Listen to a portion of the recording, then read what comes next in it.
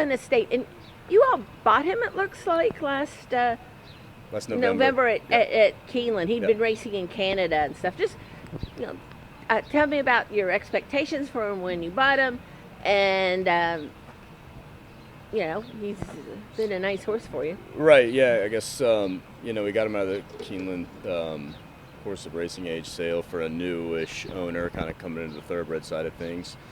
He just wanted something ready to run, and we just kind of looked at him as a horse that might, fit with some of the, kind of overnight type stakes. He's a Canadian bred with no conditions, but still we thought he had enough class and quality to come, and kind of compete around South Florida and, up here in Kentucky and some of the turf stakes and whatnot. And then also he's run well on poly, so if we, run into a situation where that he'd fit a, race on poly track, we'd have him for that too. Well, didn't you run him at Turfway? We did, yeah. We ran him in February in the Dust Commander on the poly. He took, once we kind of got him out of the sale, he took a while to kind of, get things put together. And now that we feel like we're in a pretty good rhythm with him, he's put in really two solid efforts, last two races, and a allowance and the Arlington. Well, let's talk about his last race, the Arlington Classic at Churchill, formerly at Arlington. Right. And that race was, you were third to set piece. He figures to be the favorite in the ways. Talk about that race.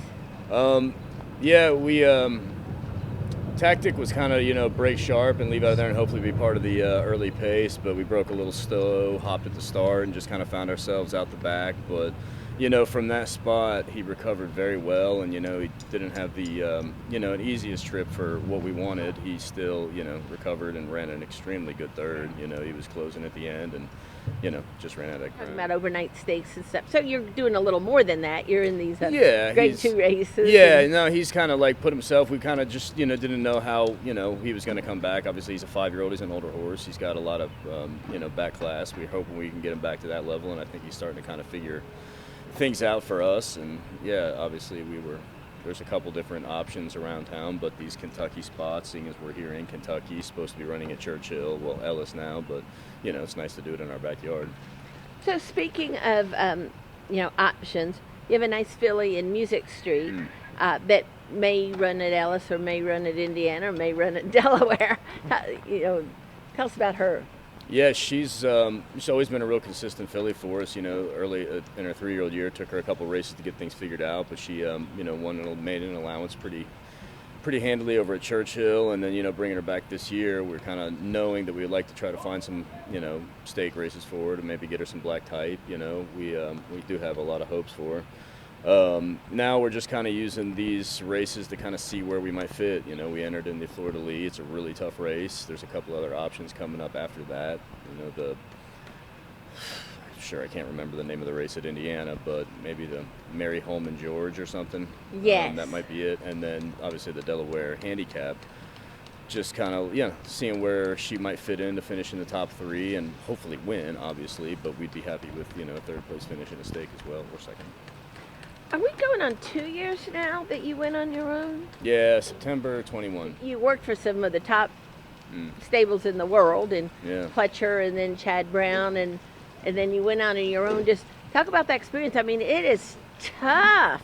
Yeah, it's been every bit of challenging as you could expect it to be. It's not only just with, recruiting horses and, building a pretty, solid client base, which we have. We've got really good people that are supporting us and, hopefully just getting better and better horses, but also just with, the human side of things, dealing with help and trying to, recruit a good, staff.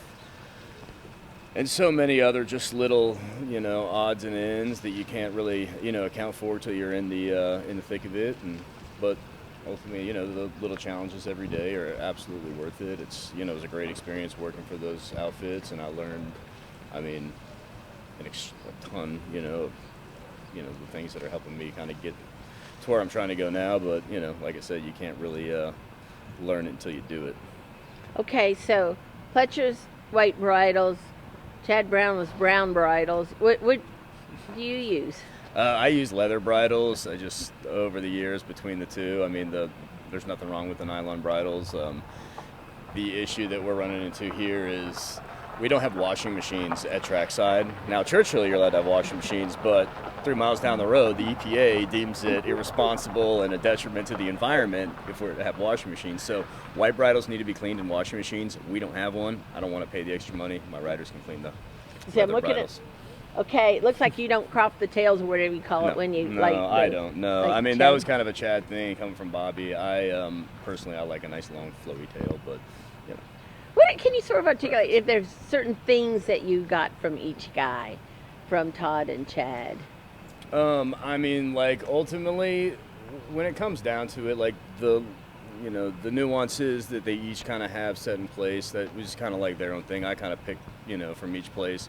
What I saw was just, better fits, what we're here to do. And I don't necessarily have like a list of things on one side or the other, but both guys are extremely attentive to detail, super organized. And I think like just managing all of that is, probably the most valuable skill you get from them. But the like small day-to-day things, I mean, fundamentally, we're all doing the exact same thing out here. There's, at the end of the day, if you take a left or a right, you're still going to get where you're going.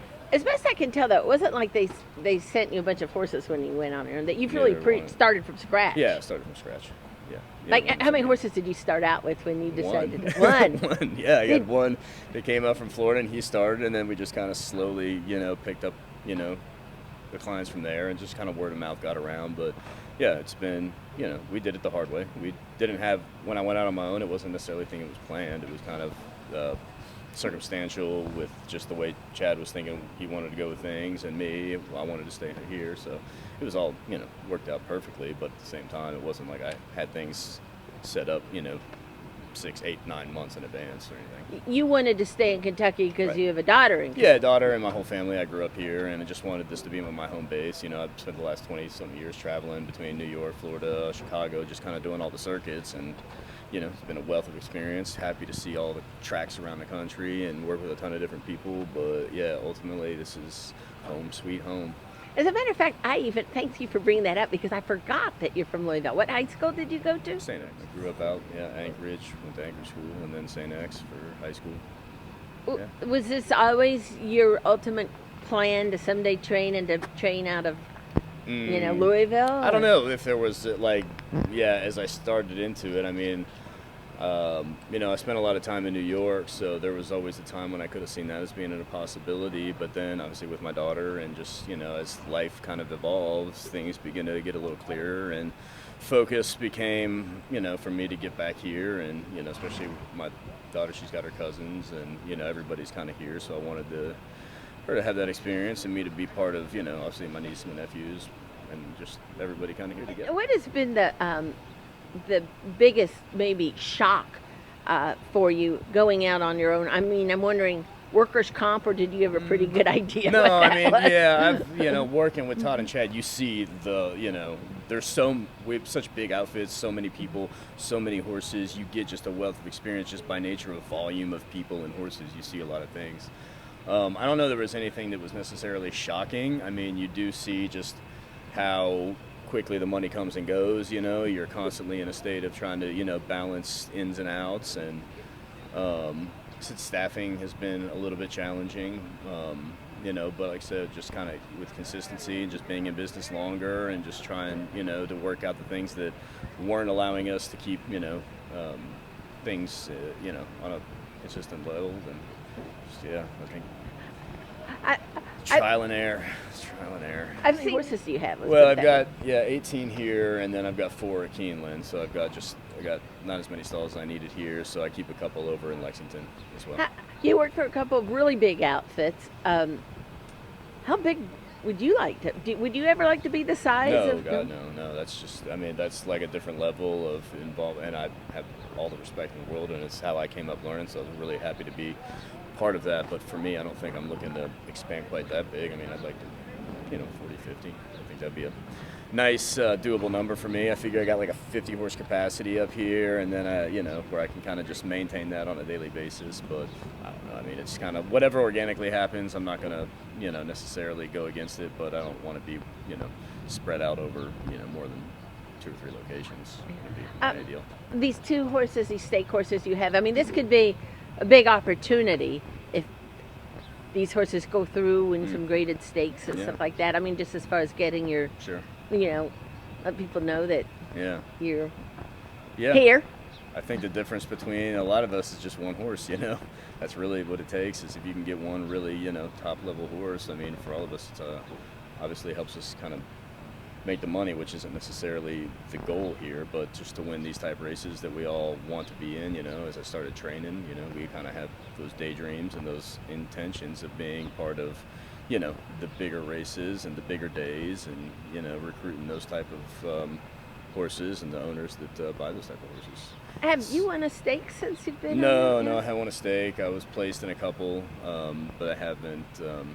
Well, I mean, you work for outfits that you won stakes every weekend, it seemed, and stuff. Sure. Is that a hard adjustment or no? Because you're just busy taking care of your horses. It's not like, you don't sit there and think about it. Exactly. If you sit around going like, well, I'm not here, not there, you're going to take away from, your effectiveness of focusing on what you can do. So for me, just winning a race, regardless of what the conditions are or just how prestigious it is, I think it's extremely tough, like to the lowest level. I mean, the 10,000 claimers are just as hard to win as any of them. I mean, this is a competitive market, and everybody's vying for the same thing. So I'm just happy to be here with horses that are competitive, and if I can just show up, and eventually I figure we'll get there. But like I said, it's what I've noticed, consistency on both ends for us, for the horses. That's what really gets a good outfit to the next level, is just maintaining your process even in the face of maybe things not going your way or not winning all the races you think you should be winning, or it's expectations and serenity are directly proportionate to each other. So I try to keep my expectations on an even keel.